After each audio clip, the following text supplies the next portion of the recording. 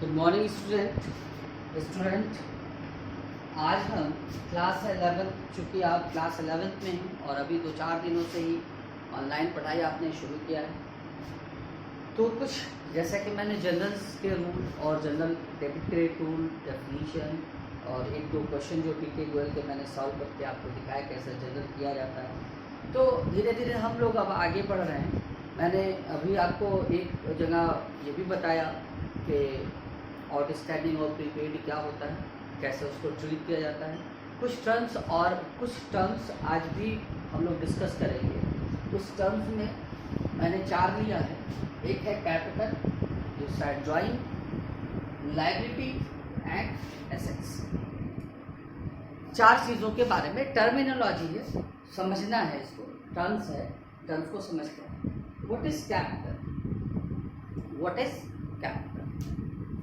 देखिए, एक छोटी सी शॉप में, एक किसी फर्म में, किसी ऑर्गेनाइजेशन में, किसी कंपनी में, सब जगह जब हम अकाउंट मेंटेन करते हैं तो शुरुआत में जब फर्म को, शॉप को, कंपनी को, ऑर्गेनाइजेशन को जब शुरू किया गया तो किसी मालिक ने कुछ पैसा लगाया।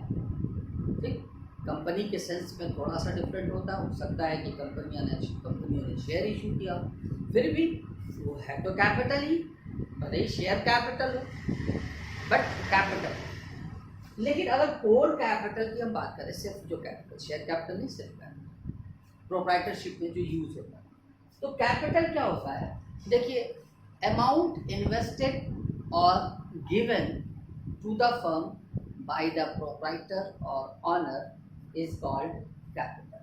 मतलब मालिक द्वारा फर्म को दिए गए पॉकेट से जो निकाल के जो पैसा, मतलब जो फर्म को देता है, जो भी फर्म का नाम हो, ये भी एक कंपनी और त्रिपाठी मिसेस, त्रिपाठी ब्रदर्स ना, गुप्ता एंड सन्स, जो भी नाम हो, जो मालिक ने फर्म को पैसा दिया, amount given by owner to the firm is known as capital.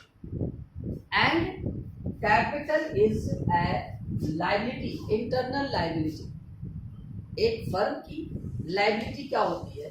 जैसे वैसे तो मैं अभी लायबिलिटी यहाँ और समझाऊंगा, लेकिन कैपिटल एक इंटरनल लायबिलिटी होती है। चलिए अभी लायबिलिटी समझाता हूँ तो आपको बताता हूँ।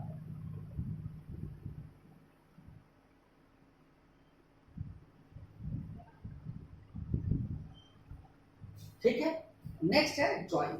जैसे जब मालिक फर्म को पैसा देता है तो कैपिटल बोलते हैं, उसी तरीके से अपनी फर्म से मालिक समय समय पर अपने खर्च के लिए, सेल्फ के खर्चे के लिए कुछ पैसा भी लेता है, 100, 200, 500, 1000, 2000 जो भी हो। अगर तो अमाउंट ड्रॉन मीन्स निकाला गया, amount drawn by the owner from the firm, from the organisation, from the shop is known as drawing. Drawing has a debit balance. Drawing क्या है? Drawing has a debit balance. ठीक है, drawing का क्या होता है? Debit balance. और liability का क्या होता है? Credit balance. अब देखिए लायबिलिटी क्या चीज। पहले तो आप ये जानिए कि सारे जितनी भी लायबिलिटी होती है, लायबिलिटी बताने का ही मतलब इसीलिए था, जितनी भी लायबिलिटी होती है सबका क्रेडिट बैलेंस होता है, और जितने भी एसेट्स होते हैं सबका डेबिट बैलेंस होता है। ठीक है, सिर्फ एसेट्स के ही डेबिट बैलेंस नहीं होते। आपने जनरल एंट्री के जब रूल को पढ़ा है तो उसमें आपने जाना है कि all the expenses and losses are also debited, तो सारे के सारे एक्सपेंस और लॉस भी डेबिट किए जाते हैं। अब जैसे मैंने जो ड्राइंग को लिखा, drawing has a debit balance. देखिए, ड्राइंग ना तो एक तरीके से एक्सपेंस है, ना तो लॉस है, ना ही ये एसेट्स, बट फिर भी इसका बैलेंस डेबिट माना जाता है, क्योंकि फर्म से ये कोई चीज़ निकाली गई। एक तरीके से जब एक एक्सपेंस है, लेकिन ये फर्म का एक्सपेंस है, बस मतलब जिसने दिया है उसने निकाल लिया। इसलिए जब देते हैं, जब जब प्रोप्राइटर पॉकेट से पैसा निकाल के देता है फर्म को कैपिटल के रूप में, तो उसका क्रेडिट बैलेंस होता है। मैंने बताया कैपिटल क्या है, एक इंटरनल लायबिलिटी है और सारी के सारी लायबिलिटीज का क्रेडिट बैलेंस होता है। उसी तरीके से जब प्रोप्राइटर निकालता है फर्म से, उसको ड्राइंग बोलते हैं और सारे के सारे ड्राइंग का डेबिट बैलेंस होता है। याद रखिएगा, ना तो ड्राइंग ना तो एक्सपेंस है, ना तो लॉस है, ना ही ये assets, but still it has a debit balance.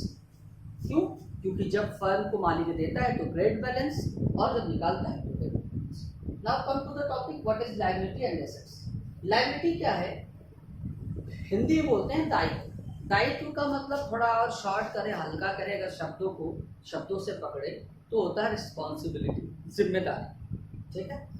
अब फर्म, एक मैंने बताया फर्म का एक सेपरेट एग्जिस्टेंस होता है, सम की एक लीगल सेपरेट एंटिटी होती है। मालिक से और फर्म से का अस्तित्व अलग होता है। मालिक तो नश्वर है, मर जाएगा। ये हो सकता है कि अगर चलाने वाला सही बंदा मिले, आने वाली नस्ल सही हो, तो पीढ़ी दर पीढ़ी आगे चलती जाएगी। धीरू भाई अंबानी ने नहीं डाली, धीरू भाई अंबानी अब नहीं है, लेकिन रिलायंस इज रनिंग ऑन ना। तो लायबिलिटी के लिए पहले तो मालिक और उनका फर्म का सेपरेट एग्जिस्टेंस, फिर मालिक द्वारा भी दिए गए, फर्म को जो पैसा मालिक द्वारा भी दिया जाता है, amount given by the proprietor is known as capital. अब वो एक इंटरनल लायबिलिटी होती है। अब देखिए, इंटरनल जब आप लायबिलिटी दो तरीके की होती है, एक मैंने बताया इंटरनल और एक होती है एक्सटर्नल। इंटरनल जैसे मालिक ने दिया, एक्सटर्नल आपकी फर्म ने बैंक से लोन ले लिया। भाई अब देखिए, लायबिलिटी क्यों कहते हैं, जिम्मेदारी क्यों कहते हैं, दायित्व क्यों कहते हैं? फर्म ने मालिक से जो पैसा लिया है, आज नहीं कल फर्म उसको रिटर्न करेगी। किसको? मालिक को। ये फर्म कानून की नज़र में एक आर्टिफिशियल पर्सन होता है। फर्म ने मालिक से पैसा लिया, आज नहीं कल फर्म यही मानेगी ये मेरा दायित्व है, ये मेरे लिए एक लायबिलिटी है। जब मालिक फर्म को बंद करेगा तो जितना पैसा दिया था, अगर 2 लाख लगाया तो फर्म को देना पड़ेगा। ये अलग सी बात है। मालिक, प्रोप्राइटर और फर्म में एक कहीं ना कहीं रिलेशन तो होता ही है। भाई एक रोबोट मीन्स आर्टिफिशियल पर्सन को कौन चलाएगा? तो चलाता है वही मालिक कहलाता है।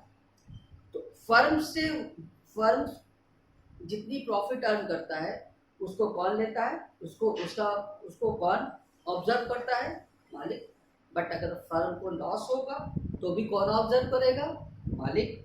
मतलब अगर मालिक ने 2 लाख रुपए लगाया, बिजनेस स्टार्ट किया, तो कैपिटल तो मालिक की है, लेकिन अगर 50,000 रुपए का नुकसान हो जाता है तो मालिक ने कहा, प्रोप्राइटर ने कहा भाई चलते हैं ये बंद कर, तो फर्म उसको कितना रिटर्न करेगी? 1,50,000। वो कुछ बोल नहीं सकता। क्यों? क्योंकि एक इंटरनल बॉन्डिंग होती है मालिक की। जब कोई प्रोप्राइटर बिजनेस स्टार्ट करता है, फर्म को कैपिटल देता है, तो प्रॉफिट होगी तो भी कौन लेता है? मालिक ही लेते हैं। लॉस हुआ तो कौन लेगा? मालिक ही सहपियत करेंगे। ठीक है। तो इसीलिए मालिक द्वारा जो पैसा दिया जाता है उसको इंटरनल लायबिलिटी कहते हैं, और जो पैसा बाहर से लिया जाता है उसको एक्सटर्नल लायबिलिटी कहते हैं। बैंक से लोन ले लिया, गवर्नमेंट की कोई स्कीम एमएसएमई से, उससे लोन ले लिया, किसी प्राइवेट पर्सन से लोन लिया। आजकल माइक्रो फाइनेंसिंग क्रेडिट कंपनियां चल रही हैं, छोटे छोटे जो समूहों में लोनिंग करती है, आपने उनसे पैसा ले लिया, किसी ऑर्गेनाइजेशन से पैसा ले लिया, उधारी ले ली। तो फर्म जिससे भी पैसा ले, आपकी फर्म मान लीजिए बैंक से लोन लिया, वो भी तो एक लायबिलिटी है, but loan from bank is not an internal liability, it is an external liability. ठीक है। जिससे भी पैसा ले रही है फर्म, उसको वो फर्म के लिए वो दायित्व है, आज नहीं कल वो फर्म पे करेगी। बट एक इंटरनल होता है, एक एक्सटर्नल होता है। इंटरनल किसको कहते हैं? जो मालिक से लिया जाता है, और एक्सटर्नल जो बाहरी लोगों से लिया जाता है। एक्सटर्नल शब्द का मतलब समझिए बाहर से। और फिर से सारी लायबिलिटीज का क्रेडिट बैलेंस होता है। एसेट्स, संपत्ति इसको बोलते हैं। ऑल द एसेट्स है डेबिट बैलेंस। देखिए कुछ खर्चे ऐसे होते हैं फर्म के, वो खर्चे तो होते हैं बट उसके बदले में जैसे मैंने 70,000 रुपये की कोई मोटरसाइकिल खरीदी, मेरे पास है तो 70,000 चलेगा, बट मेरे पास एक एसेट्स आ गया, मैंने 20 लाख रुपए की एक कहीं ज़मीन खरीदी, मेरे पास से तो पैसे गए लेकिन एक एसेट्स के रूप में मेरे पास क्या है, वो लैंड मास है। तो एसेट्स वो क्या होता है, एसेट्स वो होता है जो आपके कैश का ही फॉर्म होता है but it is not easy to change in liquid, means change in cash. ठीक है, आपकी संपत्तियों को बोलते हैं। आपने जैसे मेरा ये कोचिंग सेंटर है तो मैंने ये बोर्ड खरीदा, ये टेबल खरीदा और ये सेटअप, ये फैन, ये ट्यूबलाइट्स, ये सब क्या है मेरे लिए इस कोचिंग ऑर्गेनाइजेशन, अगर इसका नाम है एजुकेशन मीडिया, तो इस फर्म के लिए ये सारी चीज़ें एसेट्स। ठीक है, और सारे के सारे एसेट्स का कौन सा बैलेंस होता है, all the assets are debit balance. I hope you all will understand और these are the some terminology. हो सकता है नेक्स्ट वीडियो में हम फिर कुछ और टर्म्स को भी पढ़ें बेहतर तरीके से। आशा करता हूँ आप सबको समझ में आया होगा। थैंक यू, धन्यवाद।